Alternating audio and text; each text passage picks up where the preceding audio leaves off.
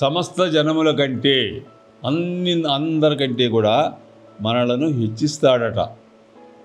తరువాత నీ దేవుడైన యెహోవా మాట ఇనినీడలా నీవు నీ దేవుడైన యెహోవా మాట ఇనినీడలా ఈ దీవెనలన్నీ నీ మీదికి వచ్చి నీకు ప్రాప్తించును. ఈ దీవెనలన్నీ మన మీదకి వచ్చి ప్రాప్తిస్తాయట.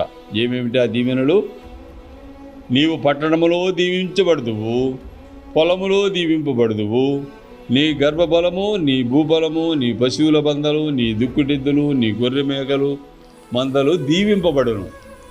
నీ గంపయు పిండి పిసుకు నీ తొట్టియు దీవింపబడును.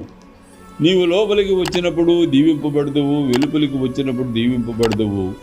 నీ మీద పడు నీ శత్రువులకు యెహోవా నీ ఎదుట హతమగునట్లు చేయును.